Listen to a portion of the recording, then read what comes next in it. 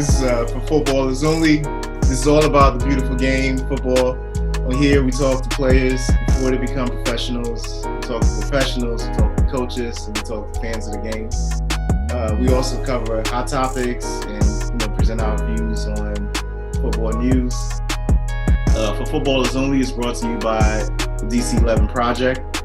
You can learn more by going to DCXI Project.com. US thing, like yes, or so even, and you put the best player or you can put one of the best players in the world on a certain situation, and we've seen this play out, and they won't be as good.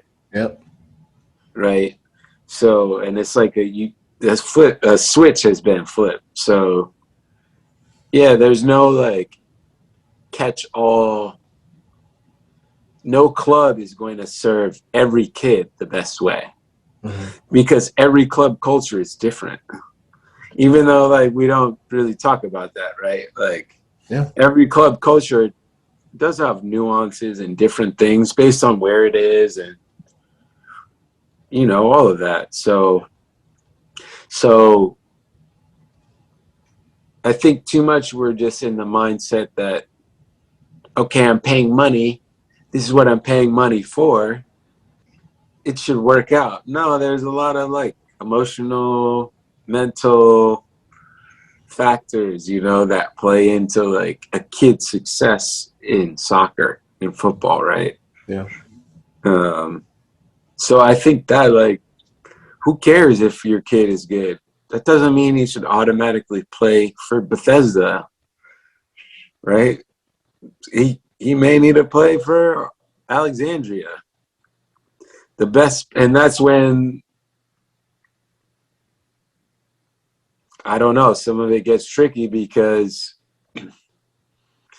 you may not have resources to get to the best spot, but I think my upbringing and playing for different clubs, I think was my parents seeing that I hadn't really found the right place, or it hadn't all clicked, and maybe I was expressing that in some sort of ways, or I don't know, but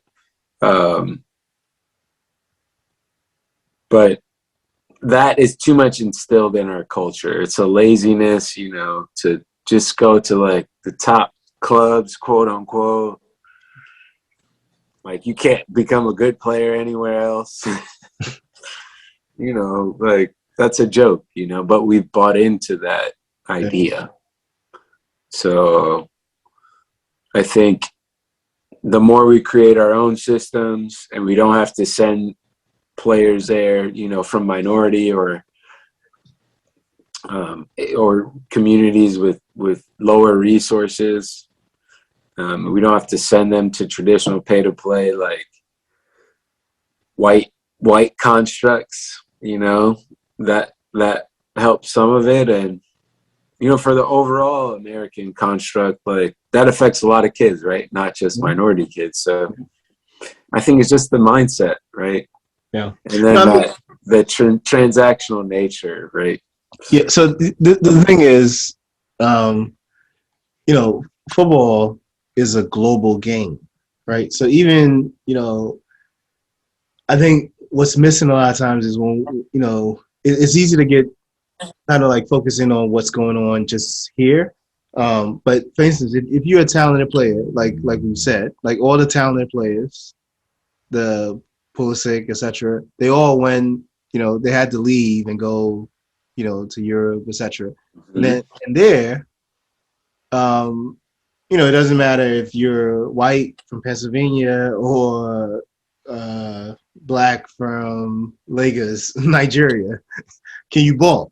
And can you really ball? So it's not about were you on the top team that won the regions, in the U9 World Cup, some nonsense that matters in America. But can you massage that ball? Can you take on a player? Can you handle pressure? Can you play in the space? Are you is your game IQ at a level high enough to compete with, you know, all these other ballers. Mhm. And I think that's what's missing here, right? So like, even when we're talking about like the so-called bigger clubs, when you see those kids play, they're not ballers. There may be one or two or whatever it is, but and when I say ballers, I mean someone that you can take and drop in any situation. At end, like in pickup is the perfect place for this, right? Drop them in the pickup, and can they ball? Are they gonna, or do they need the, you know, the construct of their coach is giving them the captain's armband and giving them that confidence, and you know there's somebody there cheering them up and saying they're the player, or can they actually ball? Because that's gonna have to happen Yeah. eventually. You know what I mean? Like, and so, and that I think is what's hindering even, you know, even the kids that are playing at the big elite legacy clubs. You know, they may, because you know the thing is now, I'm sure you're aware. I was looking at the college rosters, like the top 10 college teams right now, and every single kid on those rosters are from An immigrant. Yeah. they're not from America. Yeah.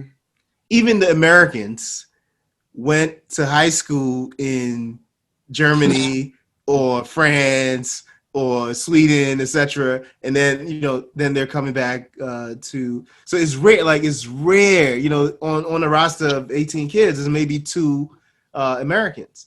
Mm-hmm. And this is at the American college level, the D1 college level, right? Mm-hmm. So this is something that we really need to, you know, have a serious conversation about. Like, yeah, these kids might be winning, you know, games as a unit because they've played together for 12 years and, you know, those kind of things. But can they ball? Yeah. You know what I mean? It's evident. Yeah. It's all about pay to play. Mm-hmm. Soccer and the exclusion of millions and millions of kids across the country. It's not if you take out pay to play and you put a system where everybody can play and you allow the cream of the crop to really rise, then you have something. But now we're picking from like, what, 20% of the kids? Yeah. You know, Yeah. and you're not even really getting. Yeah. You're not getting the kids who can really ball. They're because of the construct. Yeah. So that's for me that's my. I'll always go back to that. You know, it starts and ends there. And even if you put a small cost for some families, like that's a wrap. You know, and they're just not going to be there. So it has to be in a certain way. Mm-hmm. And people have to be ready for that, you know? People have to be ready to like do that work, you know, to bring it out. It's a lot of work. It's going to be a lot of work, but I think we can get there. I do agree with you though. It's not happening. So we're about to see too, like you see the U.S. soccer fans too. They're very, you know, we don't, however you want to say it, certain parts of the U.S.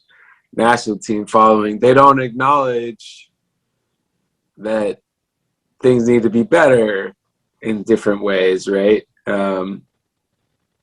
You think so? We only certain factions, but I think we need to.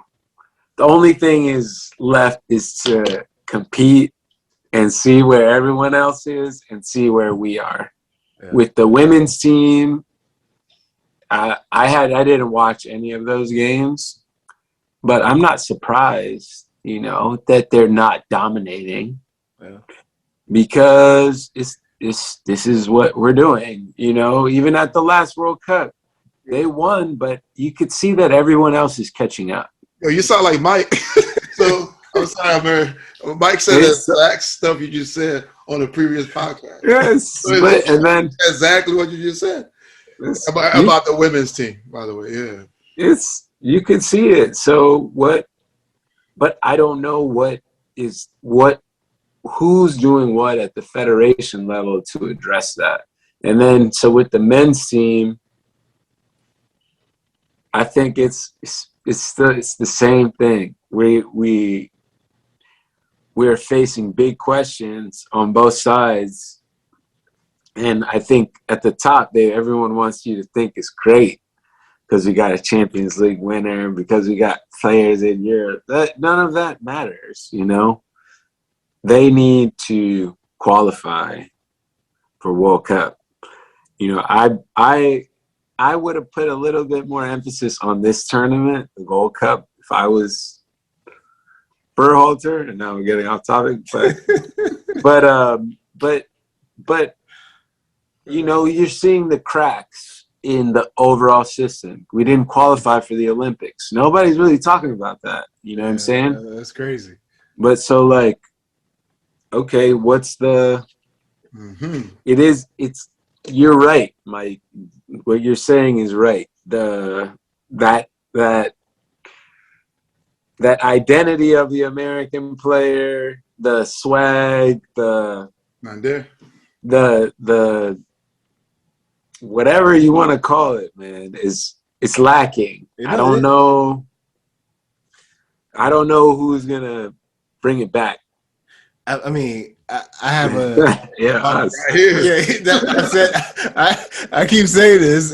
You know, eventually somebody's gonna listen. It's gonna be like, you know, Venus and Serena's dad or LeVar Ball. Mike, even to add on that, it can happen. Like, look at American sport. I always like to look like basketball, right? Yeah. It's not for the most kids, it's not pay to play. But look how successful the NBA have been, or like the US basketball have been.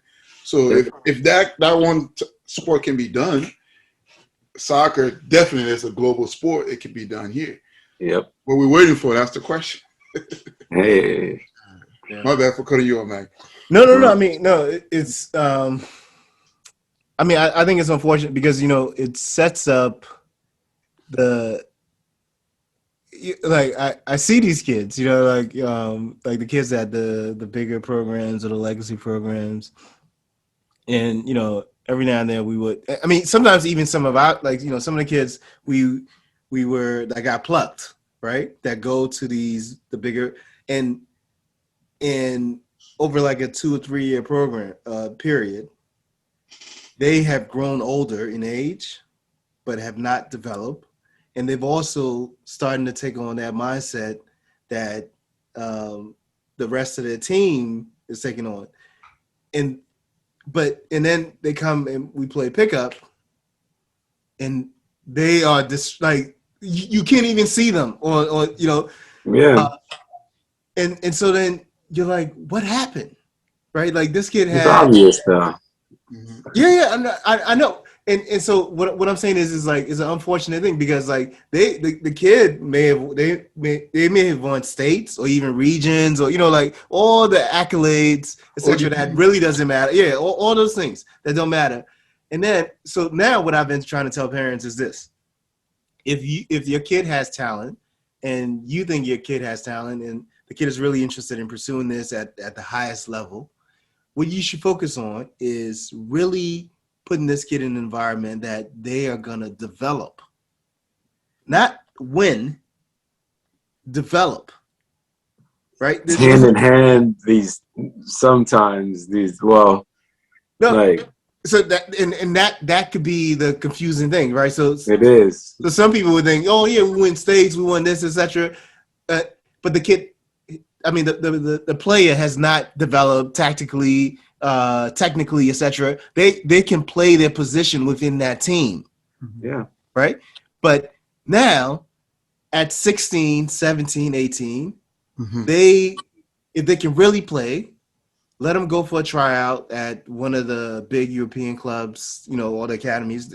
That's what everybody's doing now, right? All the players, everybody's celebrating the Pulisic, etc. That's what they did. They went to, you know, these clubs, and if the kid can ball, it will show. if the kid has just won a lot of trophies and hasn't really developed and can ball, it will show. And it's going to be unfortunate that, you know, they're going to make this big trip and have all these, you know, things, accolades and stuff, and then they go and their performance is extremely poor. And so what I'm saying is, like, really, we need, like, even to the bigger clubs, this is another PSA. So this interview has 2 PSAs, one for MLS and one for the legacy clubs, etc. Right? We need to focus on developing ballers and players, not winning useless accolades and trophies, etc. That, you know, is good for the psyche, but I mean, there's some psychic value there. I'm not gonna, you know, discount it. You know, winning these tournaments and trophies, etc. Right? Yeah, but the focus should not be on winning at the cost of the player developing. Right. Yes. So the player needs to develop their so-called weak foot. They're supposed to be a central midfielder that can dish the ball both right and left, but they don't have, you know, a right or whatever it is, and because of that, don't pull them out of the game, right? Like, put them in that position so they can actually work on that, develop their confidence, and build that. That's more important than them winning that trophy or that tournament or whatever it is. Because down the line, when it really is going to count at 16, 17, 18, at the international level, nobody's going to ask them, did you win your, you know, U13 tournament in Virginia? Right? The question is going to be, I mean, it's not really going to be a question. They're just going to see, oh, you can, or you can't. You either can or you can't. And so PSA to all you, you know, because every club said that. That's the other thing you pointed out when you say clubs' cultures are different. Everybody says they're working on development, right? and then you're like, okay, what does that really mean? But anyway, so since everybody says it, let's actually do it. That's all, you know, that's my PSA, right? So we're really working on development. Let's actually work on development and not stagnate players or destroy talent unnecessarily, right? Like, there's a lot of kids. The DMV in particular has what every big football program in Europe, in South America, etc., is looking for, right? All the raw talent is here. All the Nigerians, all the Jamaicans, all the Brazilians, the Salvadorians, the Colombians, you name it, the American, everybody's right here. Yeah. And these kids are interested. So now let's develop the talent, and they want to play. So let's make it happen. Yeah, say for the parents too. I want to add on a little bit. Okay. So I think where American culture, right, is all about winning. If you look at American sports, so like, especially parents that don't understand football, so they expect, like in American football, you should, like, they don't. I don't think they even focus on the developing part. They just expect, if a kid comes from college, he's supposed to be good to play in the NBA, in the NFL, right? But so that's what I'm saying. I think the parents got to understand it's not only just about winning, just because American culture is about winning, but soccer is a long thing. It's like you got to focus on the developing of the player, and then the winning thing is later on. So I think that's how the parents see it, especially American parents. They're just saying winning is the thing. So if my kid is winning, in their mind, they develop already, but that's not the kid's parents. You got to focus on how Mike was saying, that left foot and the right foot. That's the most important thing, you know? Absolutely. Yep. Well, it's been a pleasure, Amir. We made your interview into 3 PSAs, I think, or 4. We needed those, though. We needed those. It could have been, you know, like, we got a number of PSAs. But yeah, you know, it's been a pleasure. It was a fun one. We do a lot of this on the sidelines at everything from pickups to, you know, games or whatever it is, or just hanging out. So this one is recorded, but there's, like, this is what I try to tell everybody, like, the interview you see that's an hour, 2 hour long, we've had 30 hours of this kind of similar conversation. You know what I mean? Like, so just know that there's a lot in the clip. You know, we could do this for days, you know, and then nonstop. That was good, man. Thank you, Amir. I appreciate you guys. Yeah, and you know, we keep the conversation going. We always do that. So yes. How can folks get in touch with you, especially, you know, if they're trying to replicate Open Goal in cities Oh, throughout America? well, if somebody wants to go chop that up, my email is Amir, AMIR, at opengoalproject.org. My social handle is, you can hit us up at Open Goal Project. The message will get to me, and happy to discuss any and all things football. So Indeed. Yes. thank you guys, and keep it up. Yes. All right, keep up the good work, keep up the good fight. Yes, I like that. Thanks a lot, man. Yes. All right, guys. All right, have a good one. Y'all too. Bless.